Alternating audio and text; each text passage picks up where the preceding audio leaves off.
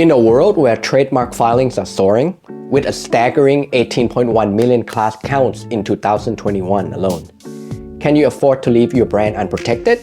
Especially when Asia, led by China, accounts for nearly 70% of all trademark activity. Dive into the hypothetical journey of Taylor and AeroDigi to uncover the essentials of trademarking. By the end of this video, you'll not only understand the importance of safeguarding your brand, but also have a clear roadmap to do so. Welcome, brand owners! Today, we'll dive into the world of trademarking using a fictional tale of Taylor and AeroDigi. While the story is crafted, the lessons on brand protection are very real and vital for every entrepreneur. So let's embark on this fascinating journey together.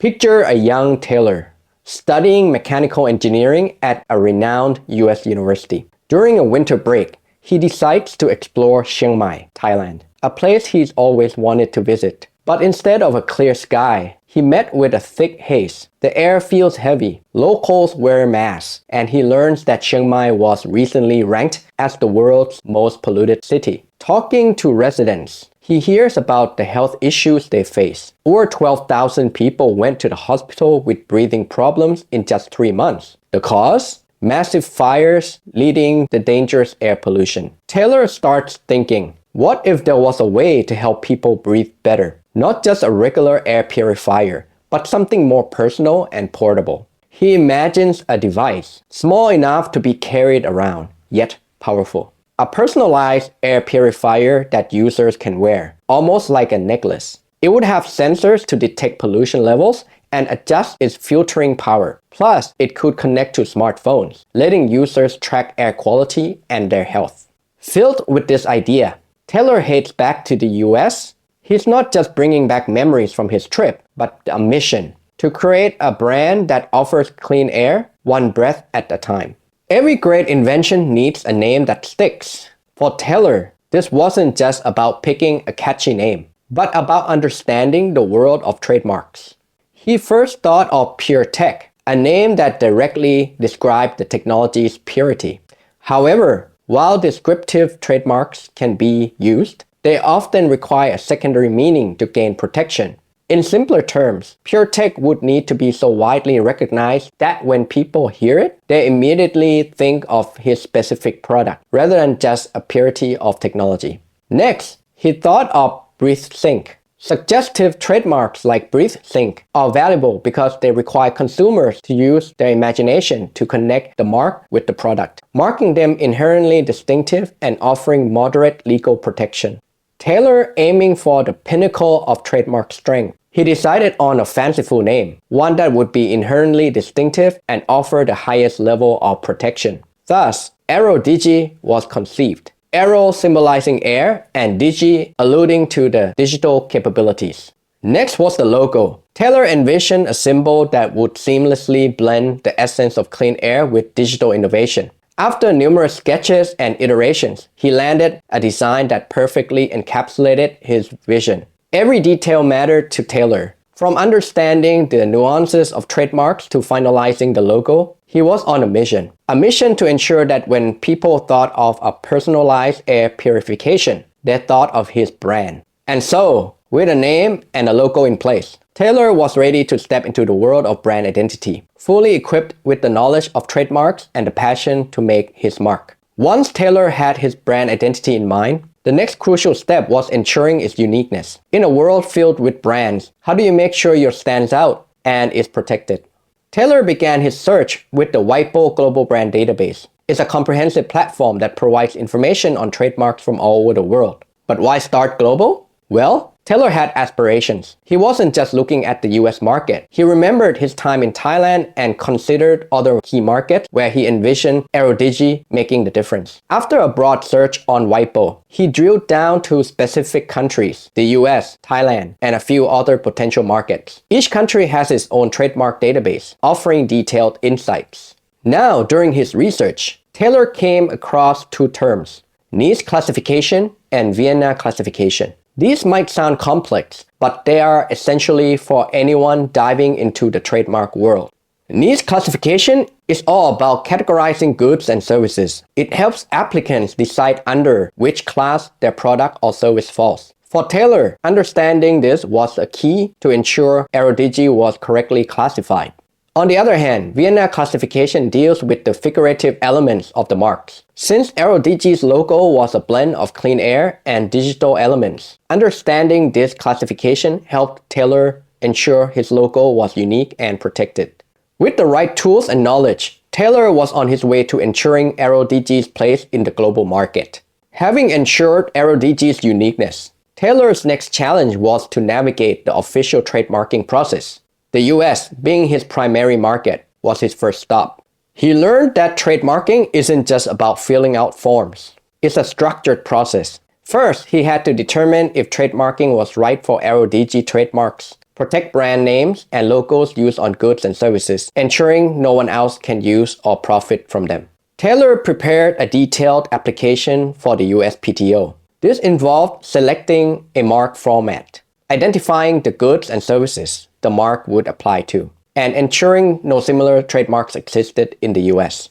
Once submitted, the USPTO would assign an examining attorney to review the application. This attorney would ensure it complied with all rules, conduct a search for conflicting marks, and examine the application's details. If there were any issues, Taylor would receive an office action letter explaining any reasons for refusal or highlighting any deficiencies. He would then have a set of period to respond, making necessary corrections. But here's where it gets interesting. Taylor learned about the concept of priority claim in the trademark application. If he filed a trademark application in the US, a member country of both the Paris Convention and the World Trade Organization, he could claim priority based on this application for subsequent applications in other member states. This means if Taylor filed his application in the US on, say, February 1st, he would have a crucial 6-month window until August 1st to claim priority for his subsequent applications in other countries, like Thailand. This would give his application in those countries the same filing date as his US application, even if he filed later. This 6-month priority period is a game changer. It would give Taylor an edge, ensuring that if a third party filed a similar trademark application in another country between his US filing date and his actual filing date in that country, Taylor's application would be considered as filed earlier. Such intricacies make the trademarking process both challenging and rewarding. For Taylor, every step, every form, and every decision was about ensuring AeroDigi's legacy and its place in the global market. Taylor's eyes turned eastward as the US trademarking process began, and he used the power of priority claim. Southeast Asia called, with its huge markets and fast economic growth. The market attractiveness of Southeast Asia is undeniable. Rapid urbanization, a burgeoning middle class, and increasing health awareness made it a prime target. But beyond the numbers, Taylor remembered his time in Chiang Mai, the smog, and the pressing need for clean air solutions. But trademarking in Southeast Asia isn't one size-fits-all process. Each country in the ASEAN bloc has its nuances. The region generally adopts the first-to-file system, meaning the first to file a trademark application gets the rights once granted. Market size and potential were key. Countries like Indonesia with its vast population or Vietnam with its rapid economic growth were tempting. But Taylor also considered the severity of air pollution issues, government incentives for clean tech, and the adaptability of his brand. Time is of essence for trademarking. When some countries offer swift processes, others can be more time-consuming. Taylor had to strategize, prioritize markets where quicker registration would allow him to launch AeroDigi sooner. Adapting AeroDigi to local languages was another challenge. In Thailand, for instance, translating the brand into Thai script while retaining its essence was crucial. A name that resonates in English might not have the same impact when translated. But the real challenge? Enforceability. In the face of infringement, Taylor had several options: criminal prosecution, administrative action, civil litigation, and customs seizures. Criminal raids, often with the police or administrative departments, are a quick solution in many Southeast Asian countries. They can bring an immediate halt to infringements. But there's a catch. It's essential to know who you're dealing with. Some infringers might have connections that would disrupt or even undo the raid. Civil litigation, on the other hand, is more suited for large-scale infringements, but it's seldom the first choice. Why? It's often more expensive and time-consuming than criminal raids. Plus, government enforcement agencies can sometimes secure compliance more effectively than a court order. Then there's border control. In countries like Myanmar, Thailand, Vietnam, and the Philippines, customs authorities can detain infringed goods, especially if trademarks are recorded with them. It's a proactive way to stop counterfeits before they even enter the market. So cost, benefits, potential market size, and the vision for AeroDigi's impact all played into Taylor's strategy. It wasn't just about registering a name. It was about ensuring that a name could make a difference in people's lives across Southeast Asia. Trademarking is just the beginning. Protecting a brand like AeroDigi requires ongoing commitment. It's not just about securing the name, but about ensuring it remains protected and thrives in the market.